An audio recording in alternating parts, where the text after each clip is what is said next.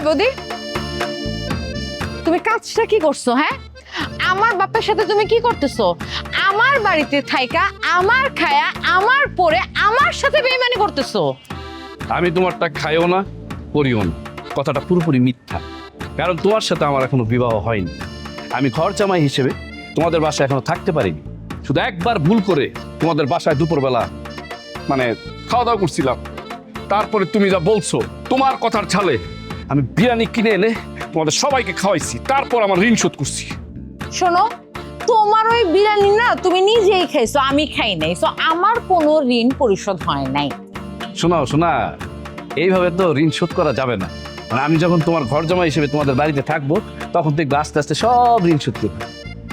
তোমার একটা কথা বলি, আমাকে বিয়ে করার চিন্তা না মাথা থেকে বাদ দিয়ে দাও। আমার বিয়ে অলমোস্ট ফাইনাল।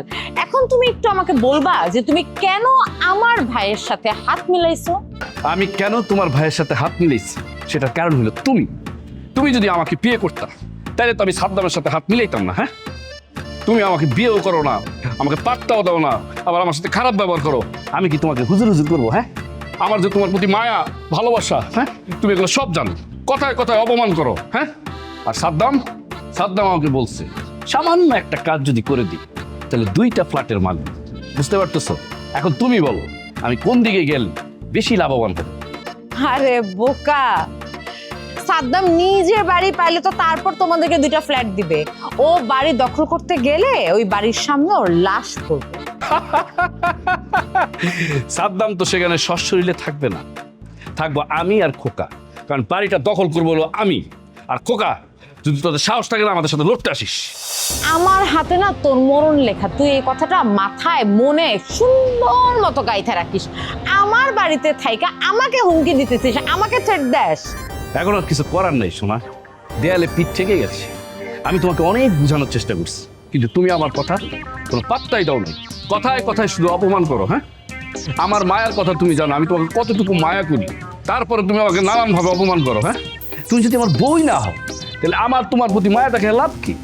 তোমার মায়া দেখানোর কোনো দরকার নাই। তোমার মায়ার আমার কোনো দরকার নাই। একটা কথা সাফ সাফ জেনে রাখো, তুমি যদি ঝামেলা বেশি করো, দরকার হইলে আমি তোমাকে পুলিশে দিব, পুলিশ দিয়ে ধরাই দিব। পারলে দিস, তখন দৌড় আমার জানা আছে, বুঝছস? এখন শোন, আমার সাথে যদি তোমার বিয়ে না হয় তাহলে তুমি কনফার্ম থাকো তোমার বিয়ে সাদ্দামের সাথে হবে। কারণ সাদ্দাম আমাকে কি বলছে জানো? সাদ্দাম আমাকে বলছে তোমার আব্বা নাকি ছোটবেলায় সাদ্দামের মাকে কথা দিয়েছে তোমরা 2জন যখন বড় হবে তখন তোমাদের বিয়ে হবে। এবার আমার সাথে যদি বিয়ে না হয়, তোমার বাপের যে প্রমিস সেটা আমি একদম রক্ষা করে তারপর দিয়ে যাবো। তুই এত খারাপ, সাদ্দামের সাথে হাত মিলাইছো। তোরা না বিশ্বাস করাটাই আমার ভুল হয়েছে। এই, তুই আমার কবে বিশ্বাস করছিলি? হ্যাঁ, দেখা হওয়ার পর থেকেই তো শুধু ঝগড়া করতেছিস আর খারাপ ব্যবহার করতেছিস, অপমান করতেছিস। কোনোদিন একটু ভালোভাবে কথা বলছিস? হ্যাঁ, আমার সাথে একটু হাত মিলাইছিস? তোদের 20 কোটি টাকার বাড়ি আমি আর খোকা উড়াই দিব, পারলে ঠেকাইস। আব্বা নিজে যেমন খাল কেটে কুমির আনছে, এখন নিজে বুঝুক। অসভ্য।